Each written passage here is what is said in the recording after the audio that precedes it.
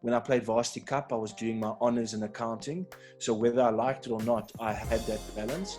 And then when I moved on to my articles, I played professional rugby for the Lions and had to complete my articles. So whether I liked it or not, I had that balance. You're listening to the MatchKitCast with me, Ben Karpinski, bringing you closer to the athletes on the MatchKit.co platform. Now, as rugby fans, we've been quite frustrated during this COVID lockdown period. We haven't been able to watch our boys play rugby. We've just won the World Cup in 2019. It was going to be a massive year in 2020. So I feel for myself in this regard as a fan, and I feel for fellow fans. But I tell you what, I feel a lot more for the actual players out there who have been setting their sights on another big season, but they've been very much sidelined. I'm chatting to Chris van Zyl today, a Western Province and Stormers stalwart with over 100 caps for both teams, and very much someone who is doing so much more than just playing the game as a rugby professional. Chris, thanks so much for joining us today. Ben, thanks very much for having me. It's great to chat. Chris, you seem to live the life. I mean, you're in Cape Town. It's a great place to be. Obviously, playing for Western Province, playing for the Stormers. You've had a great career to this point. Where did it all really kind of begin for you? Like were you just your average sort of talented kid who was much bigger than the rest, and you decided this was a game you wanted to pursue? So Ben, I was basically the opposite of that.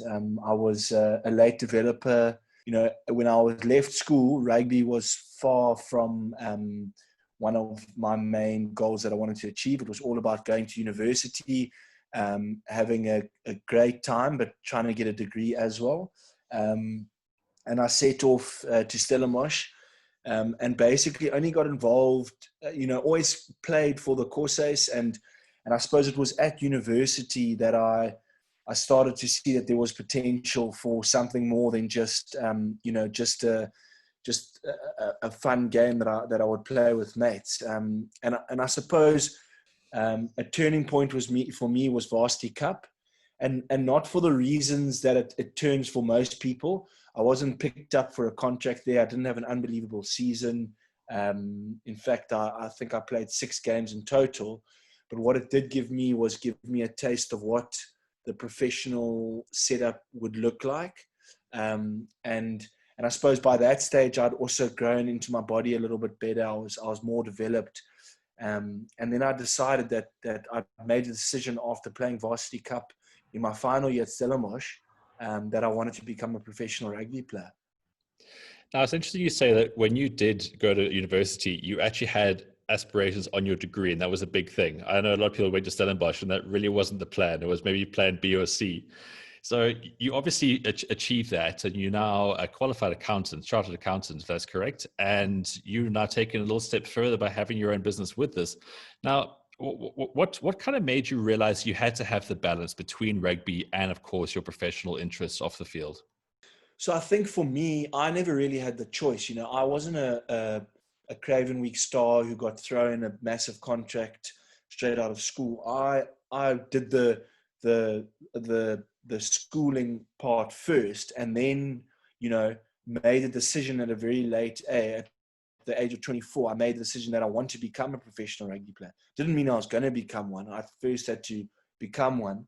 And I think, what was key, I think, in my journey up to now has been that I've always actually had the balance, whether I liked it or not. So during Stellenbosch, when I played Varsity Cup, I was doing my honours in accounting. So whether I liked it or not, I had that balance. And then when I moved on to my articles, I played professional rugby for the Lions and had to complete my articles. So whether I liked it or not, I had that balance. And then funny enough, so then I moved down to Cape Town with Dobbo, also was playing professional rugby and doing my articles. And I'll never forget, so in March 2016, I qualified as a chartered accountant, and I was over the moon. I was telling Ollie Kebble and Hugh Jones, I'm going to live this life now that I deserve and I've been meaning to live for such a long time. I'm going to have a proper off day. I'm going to play golf with you guys every week. And I think it took me not more than 1 month to realize that it just wasn't enough. And whether that had been because of all that I'd done up to then, so that balance that I was forced to be in, or whether it was I needed more stimulation.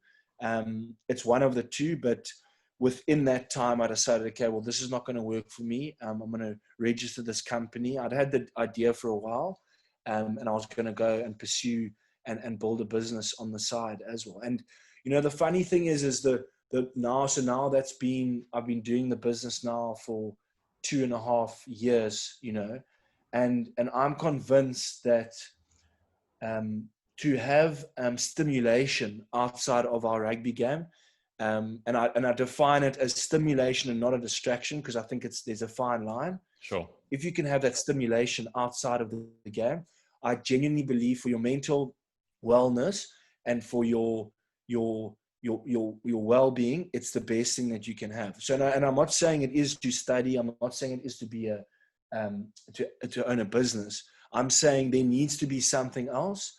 And the better and the more passionate you are about it, I think the better it is for yourself as a rugby player. Because I just think, it's so important to arrive every day training refreshed physically and mentally. And if you can get something that's going to stimulate you outside of rugby, you're going to then achieve that mental freshness. And yeah, I think the more of that we can get guys to do, the better.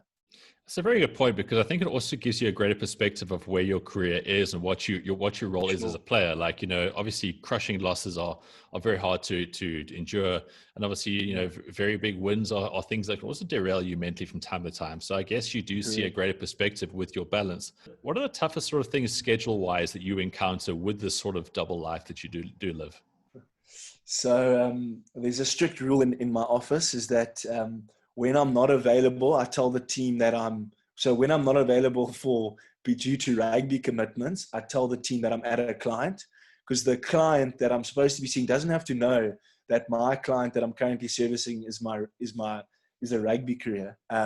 Sure. And I suppose the biggest challenge from that I have is that rugby is very fluid, and week on week, the schedule changes often. So I suppose the biggest challenge is to try and get my schedule from a business point of view to tie in with the ever-changing rugby schedule.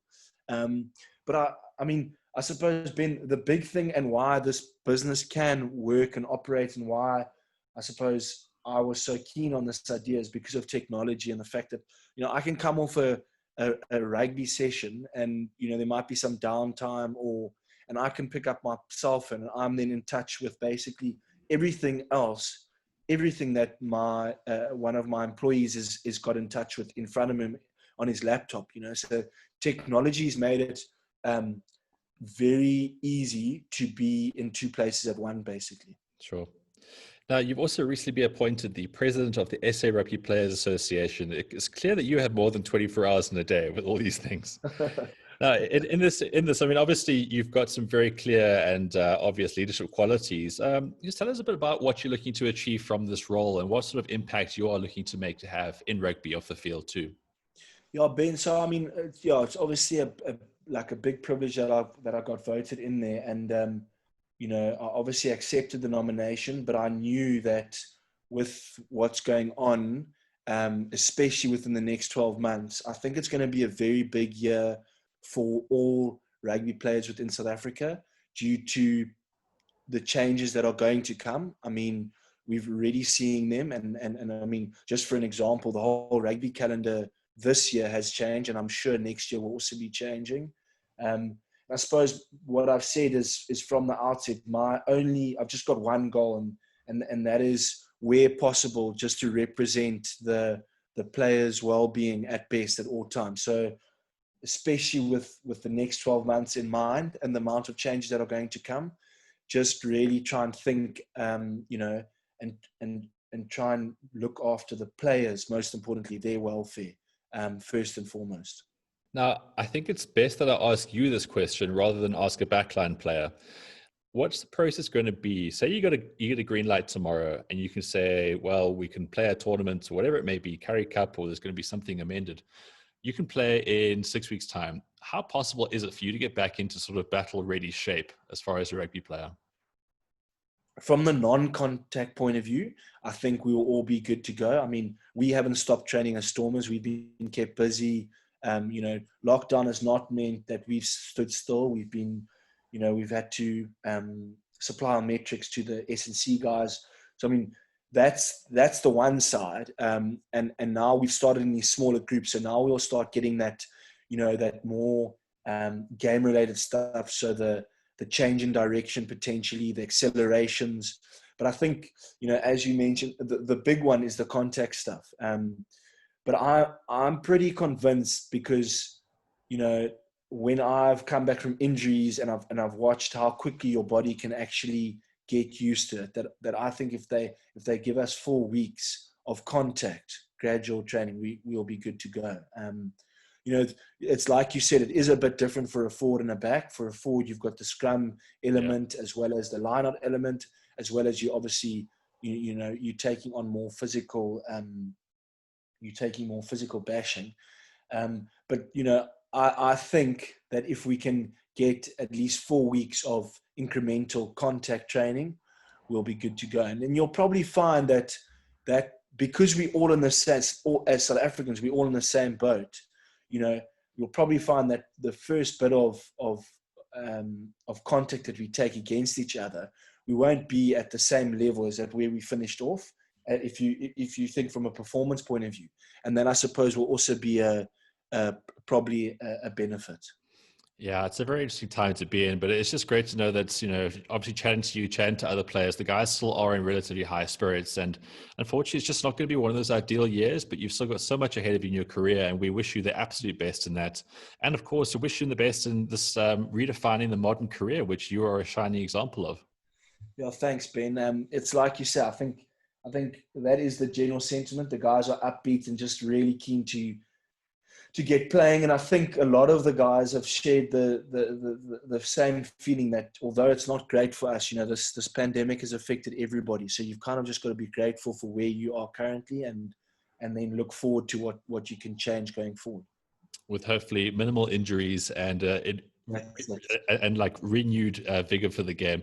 Chris, thanks so much for your time today. If you want to find out more about Chris, obviously go onto his MatchKit profile. It's matchkit.co/Chris_fan_Zyl. So Chris van Zyl, that is him. He's on the MatchKit platform. And of course, he is a very dynamic individual who's making the most of this.